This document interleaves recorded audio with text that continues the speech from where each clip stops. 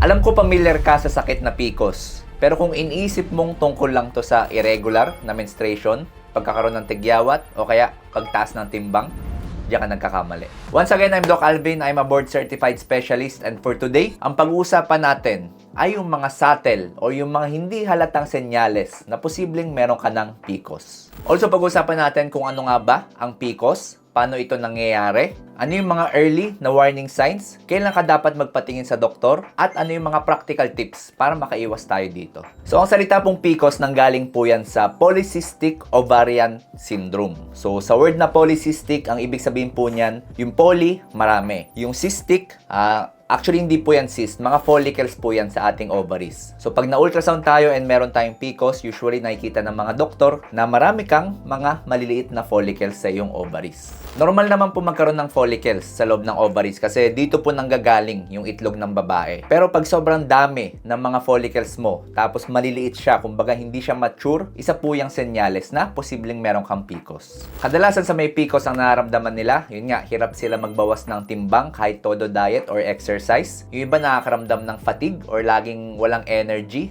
Yung iba naman tinutubuan ng bigote kahit dun sa mga part na wala dapat bigote. At yung pinaka-common, irregular or sobrang ikse o kaya sobrang haba ng menstruation. Pagdating po sa sakit na PCOS, meron tayong dalawang bagay na tatandaan. Unang-una, insulin resistance. Pag sinabi pong insulin resistance, ang nangyayari po sa katawan, yung insulin mo, ito po yung normal na hormone ng katawan natin na parang susi sa mga cells para makapasok yung sugar. Kasi po pag kumakain tayo ng sugar, kunyari kumain ako dito ng juice, yung sugar na nasa juice na to, para magamit to ng katawan ko, ng muscle, ng brain, ng kung ano-ano pang cells ng katawan ko, kailangan ng insulin. Si insulin ang magbubukas ng pintuan ng mga cells para makapasok si sugar. Ngayon, kapag meron tayong tinatawag na insulin resistance, ang nangyayari, meron kang susi, pero yung susi mo, hindi siya gumagana dun sa pintuan ng mga cells. Ang nangyayari, hindi nakakapasok yung mga sugar sa cells. So, ang tendency, tataas yung iyong blood sugar level. Kasi may stock po siya sa dugo mo. So, remember, pag kumain tayo, pag na-digest na yan sa sikmura natin, pupunta na yan sa ating dugo or sa bloodstream, sa mga ugat natin. At normally, dapat makapasok siya doon sa mga cells. Pag hindi siya nakakapasok, naiiwan siya sa ugat mo, sa mga dugo mo. At dyan na ngayon nagkakaroon ng pagtaas ng iyong blood sugar levels. Next, meron naman tayong tinatawag na androgen excess. So, ang lalaki po tsaka babae, may kanya-kanyang hormones po yan. So, si lalaki merong testosterone, si babae merong estrogen, progesterone, tsaka onting maliit na testosterone din. Ngayon, kapag nagkakaroon ng insulin resistance ang mga kababaihan, ang nangyayari yung sobrang insulin na nasa dugo nila, isisignal niya yung ovaryo ng mga kababaihan na mag-produce ng sobrang daming androgen or testosterone. So, ang nangyayari, nagkakaroon po ng imbalance sa hormones ng mga babae. Kaya po tayo meron tinatawag na hormonal imbalance. Kasi po dapat mas marami si estrogen at progesterone kumpara kay testosterone. Ngayon, kapag meron kang insulin resistance, sinisignal niya yung ovaries mo na mag-produce. Damihan niyo yung production ng testosterone or ng androgen sa taong ito. Ang nangyayari, imbalance. Kaya po, dyan na ngayon nagkakaroon ng malalaking tigyawat yung mga pasyente. Kasi po yung testosterone, nakakapag-boost po ito or nakakaproduce to ng sobrang oil production sa mukha natin. At bukod po sa pagkakaroon ng malalaking tigyawat, pagbigat ng timbang, o kaya naman irregular na menstruation, marami pa pong ibang senyales ang PCOS na pwedeng hindi mo mapansin. Tulad ng kahit payat ka, pwede ka pala magkaroon ng PCOS. So later, pag-uusapan po natin yung mga warning signs na yan. Also, ang normal na ovaryo po ng mga kababaihan, nagpuproduce po yan ng mga mature na follicles every month. Kaya po tayo nagkakaroon ng regla. Kasi yung regla, ang ibig sabihin yan, hindi nagkaroon ng implantation yung itlog ng babae. Walang pumasok na sperm. So, namatay yung itlog na yon. Ngayon, uulit po yan next month. Magkakaroon na naman ng cycle. And paulit-ulit po yan. And dapat po normally, merong healthy na follicle na naproproduce yung ating ovaryo. Ngayon, kapag sobrang taas po ng ating insulin at sobrang taas ng ating androgen or testosterone, ang nangyayari po sa ovaryo, instead na makapag-produce po siya ng mature na normal na follicle or itlog, ang nangyayari, sobrang daming follicle ang napoproduce, pero sa mga follicles na yon, sobrang immature o kaya hindi siya sobrang laki. Kumbaga, malilit lang siya na follicles pero never siya mag-ovulate. Hindi po siya magmamature sa mature na egg. Kaya po yan po yung nakikita sa ultrasound. Kung meron po kayong mga kakilala or kamag-anak or kayo mismo na ultrasound na kayo, transvaginal or yung pinapatong lang dito sa may puson, at nasabi ng doktor na meron kang mga maliit na follicles and sobrang dami, tapos sinulatan ka ng suspicious for polycystic ovarian syndrome. Yan po yung nangyayari. Sobrang maliliit na follicles and mga cyst, parang cyst siya tingnan, tapos sobrang liliit. So ngayon pag-usapan natin yung mga warning signs na posibleng meron kang PCOS. Unang-una dyan kung meron ka laging tigyawat na hindi gumagaling sa kahit anong skincare. Kunyari, nagpakonsulta ka na sa derma and meron ka talagang malalaking tigyawat na sobrang sakit. Tapos usually dito yan sa may jawline o kaya dito sa may noo. Tapos talagang namumula, niresetahan ka ng antibiotic and may mga ginawa sa yung procedure. Pero after 1 week or 2 weeks, hindi nabawasan yung mga tigyawat. Yung iba medyo mas lumalaki pa. So isa po yan sa mga warning signs na posible na yung tigyawat mo ay hormonal yung pinanggagalingan. Next, ito hindi to common na warning signs. May mga tao po or may mga pasyente po na regular naman yung kanilang menstruation. So every month, 28-day cycle, 5 days lang tumatagal, normal na normal. Pero meron pa rin pala silang PCOS. May mga patients po kasi na regular naman yung menstruation pero hindi nag-ovulate. Ibig sabihin, may menstruation ka, normal yung daloy ng dugo mo, pero yung mga itlog mo sa ovaryo, hindi siya fully nagmamature. Kaya yung iba nagugulat na yung regla nila is normal naman pero nadadiagnose pa rin sila ng PCOS. O kaya yung iba naman medyo payat pero nadadiagnose pa rin ng PCOS. Yung lean PCOS na tinatawag natin. Later pag-uusapan natin yan. And syempre bukod po dun sa regular na menstruation na hindi nag-ovulate, very common warning signs, laging irregular yung regla.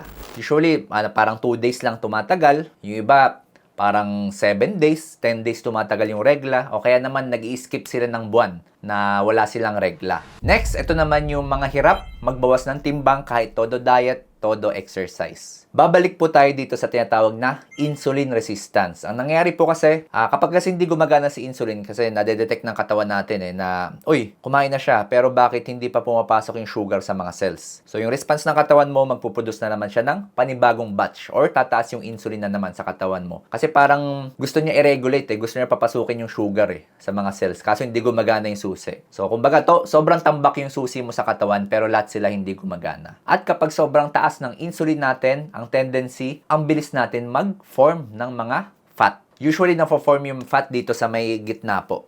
Central adiposity ang tawag. So, dito sa may tiyan, dito sa may waist, o kaya dito sa may hita ng mga kababaihan.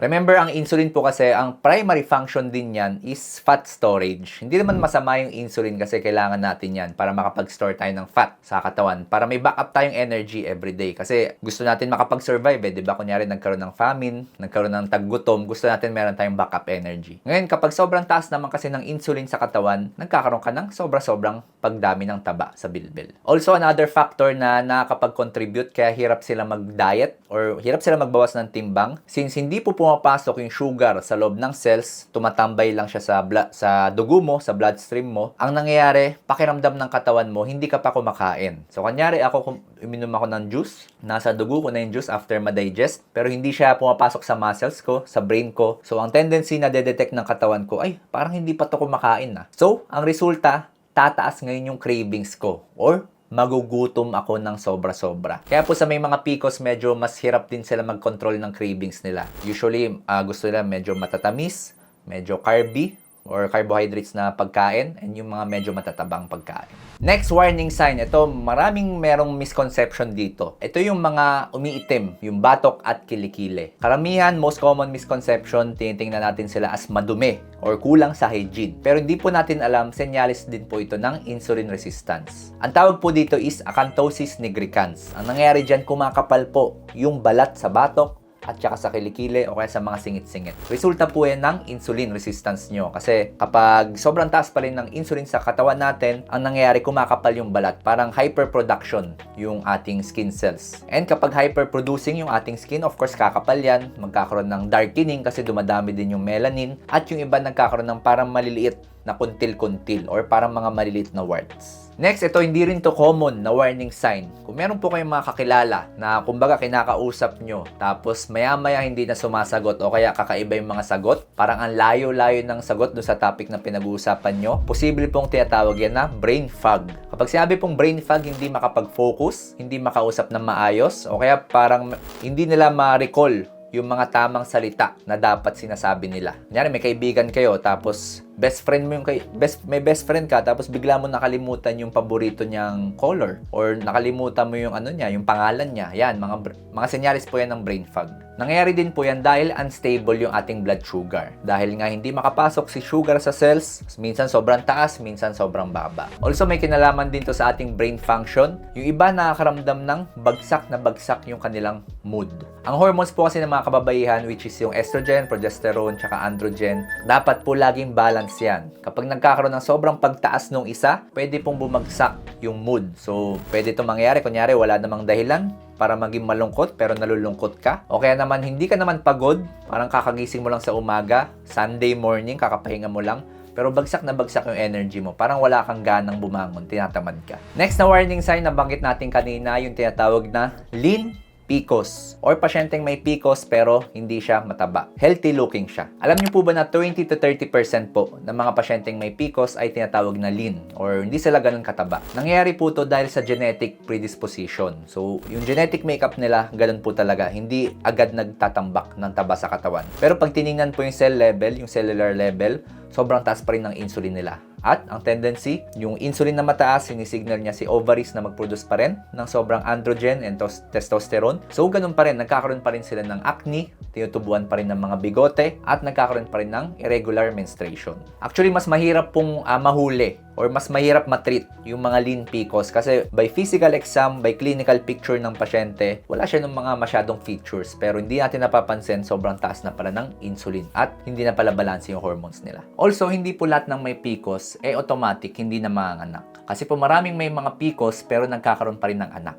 Actually, isa po yun sa mga dahilan kung bakit hindi ka hindik-hindik or hindi masyado nakakatakot magkaroon ng PCOS. Kasi manageable po ito. Madali po itong i-manage. Later, pag-uusapan natin yan. So, napag-usapan na natin yung dahilan kung bakit nagkakaroon ng PCOS, ano nangyayari sa ovaryo, ano nangyayari sa insulin, tsaka sa sugar mo sa katawan, ano nangyayari sa hormones, at kung bakit nagpapakita yung mga warning signs na napag-usapan natin kanina. Ngayon, ito naman yung mga situation na dapat nagpapakonsulta ka na sa doktor. First, kung irregular ang regla mo for more than 3 months. Of course, wag na nating hihintayin na patagalin. Kunyari, merong sudden change sa regla natin. Kunyari, sabihin nating 1 month before or 2 months before, sobrang regular mo, 28 day cycle ka talaga. And then after 3 months na magkakasunod, talagang nagiging irregular ka na or umiikse or humahaba yung regla mo. Pag ganyan yung situation, dapat po nagpapacheck na sa doktor. Kasi dapat ma-detect po ng maaga kung meron kang problem sa iyong hormones. Next, kung sumusubok po tayo magka-baby, trying to conceive for more than 12 months tapos hindi pa rin po nagtatagumpay. Posible po na baka meron na kasing problema sa hormones ng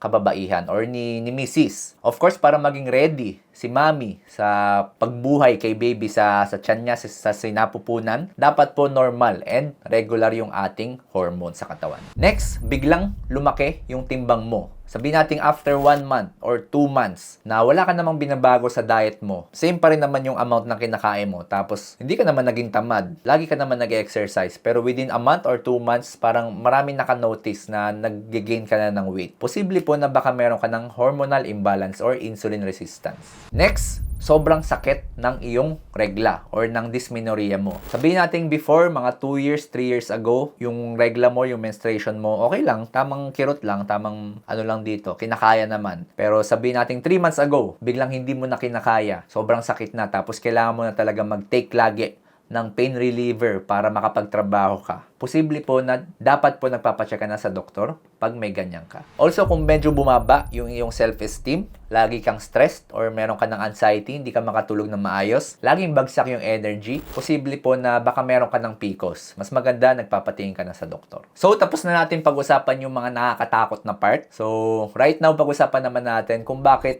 kung meron kang PCOS, hindi ka dapat kabahan. Unang-una yung PCOS po kasi well manageable yan. Ibig sabihin, napakadali pong i-manage niyan. Basta mahuli lang po natin ng maaga, early detection, mamamanage po yan at pwede po natin yan ma-reverse.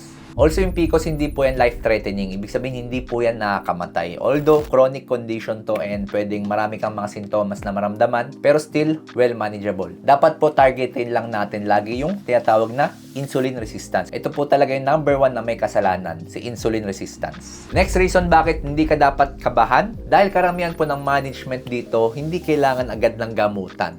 lifestyle changes lang. Karamihan po sa mga pasyenteng may PCOS, nare-reverse nila yun after nila baguhin yung kanilang lifestyle. Inaayos nila yung pagkain, inaayos nila yung daily habits nila, yung activities nila. And talaga pong bumabalik sa dati yung kanilang menstruation. Also, nabanggit na rin natin kanina, hindi porket meron kang PCOS ay ibig sabihin baog ka na or infertile ka na. And since hindi po nakakatakot magkaroon ng PCOS, ito naman po yung mga practical na gawain or mga day-to-day habits na pwede natin gawin para makaiwas. Number 1, ayusin yung pagkain. Nutrition. Dapat po damihan yung mga fiber. So sa panahon po kasi ngayon, marami na rin akong vlog na produce tungkol sa mga pagkain. Ito yung mga epekto ng fast food yan.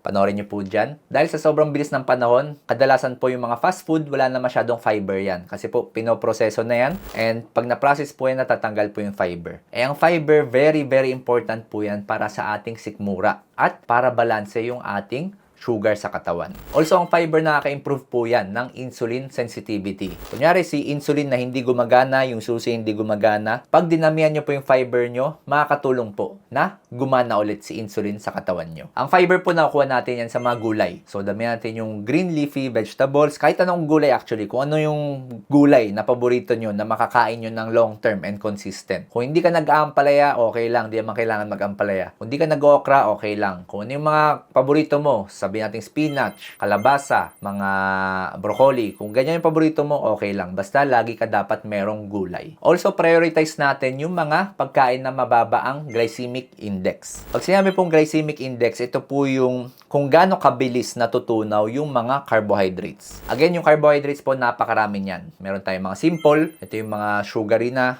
mga white bread, yung mga mabilis matunaw, and meron tayong mga complex carbs. Complex carbs, ito yung mga matatagal matunaw. Ito yung mga wheat bread, yung mga brown rice, yung mga whole grains. And kadalasan, mas gusto natin kainin dapat yung mga complex carbohydrates. Kasi generally, itong mga complex carbs, sila yung mas mababa ang glycemic index. At kapag mas mababa ang glycemic index, ibig sabihin po niyan, hindi niya masyadong pinapataas yung ating insulin. Kasi po, pag kinain natin yung mga complex carbs, dahan-dahan niya natutunaw eh. And kapag dahan-dahan niya natutunaw sa katawan, hindi nag-i-spike ng pagganon yung ating insulin. Parang dahan-dahan lang siya. Of course, kung meron tayong PCOS or gusto natin umiwas sa PCOS, dapat po limitahan na or iwasan na talaga yung mga sugary drinks. Yung mga soft drinks, yung mga iced tea, yung mga kung ano pang mga fruit juices na masyadong matataas sa sugar. Next, exercise. Sa exercise, hindi naman po kailangan sobrang nakakapagod. Basta gumagalaw lang po tayo. Hindi lang yun parang nakahiga lang tayo buong linggo. Again, sa exercise, dapat po at least 3 to 4 times a week na 150 minutes. Kung masusunod nyo yan, mas okay. Pero kung hindi nyo masusunod, kahit po dahan-dahanin lang natin. Kung kaya natin magbuhat ng mga weights, ito yung tinatawag nating resistance training, better po. Pero kung medyo masakit yung ating katawan o kaya talagang wala tayong masyadong energy, okay lang naman kahit hindi magbuhat. Basta gumagalaw lang tayo. At least walking, 10,000 steps every day, and magkaroon tayo ng kahit anong form of cardio kung saan tayo nag-enjoy. Walking ba, jogging ba, or cycling ba. Gawin natin yan ng mga 3 to 4 times a week, 150 minutes per session. Next, ayusin natin yung ating tulog. Goal po natin 7 to 9 hours of sleep every day. Dapat po, same yung oras ng tulog and same yung oras ng gising. Kung natutulog tayo ng 10 p.m., dapat po 10 p.m. tayo lagi natutulog every day. Kung gumigising tayo ng 5 a.m., 6 a.m., dapat po ganyan lagi yung oras ng gising natin. Kasi po pag pangit yung ating sleep cycle or yung tinatawag nating sleep hygiene, tumataas po yung ating cortisol. Ang cortisol, nakaka-increase din po yan ng cravings at nakaka-increase din po yan ng insulin.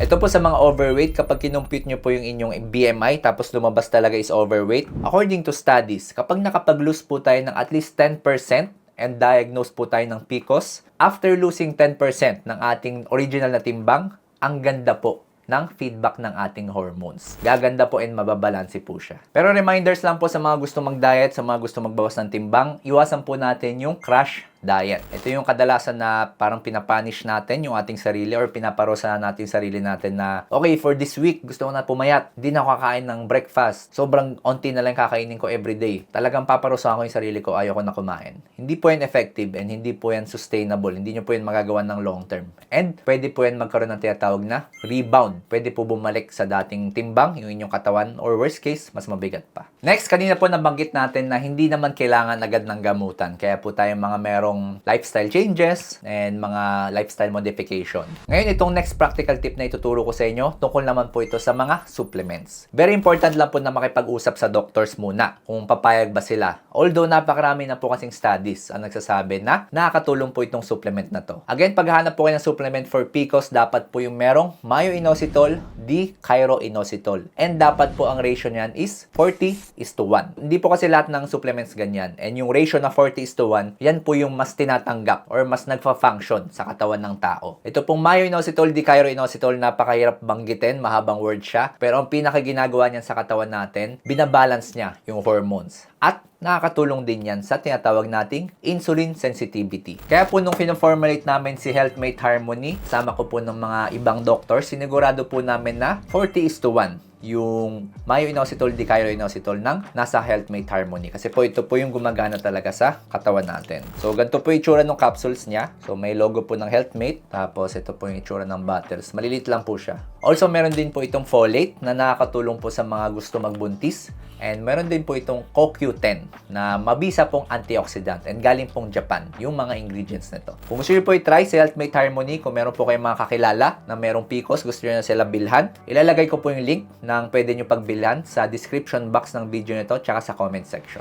Next, of course, kung tayo ay gusto natin maging healthy, kung meron tayong PCOS or umiiwas tayo sa PCOS, dapat wag na mag-yosi. Iwasan ng yosi kasi po nakaka-inflame yan ng katawan, nakakataas ng blood sugar. Umiwas din po sa alak kasi nakakataas po yan ng cortisol na makakapagpataas din sa insulin at blood sugar. At iwasan po natin yung pagiging sedentary. Ibig sabihin yung maghapong nakaupo or nakahiga. Again, ang PCOS po ay very common lalo na dito sa Southeast Asia, sa mga Asian people kasi po siguro sa diet din natin or sa lifestyle natin. Common na common po to sa mga edad na 15 to 40 years old pero ito po ay manageable. Napakadali pong i-manage and pwede pong hindi mag-progress yung inyong mga nararamdaman. Basta, mahuli lang natin at madetect natin na maaga. So, kung meron po kayong PCOS or may kamag-anak or friend kayo na merong PCOS, send nyo po itong video na to para makatulong po na mas maunawaan nila at malaman nila yung mga practical tips na pinag-usapan natin. Kung gusto nyo malaman yung mga habits na pwede mag-contribute sa pagkakaroon ng Alzheimer's disease or yung pagiging ulyanin, ito po yun.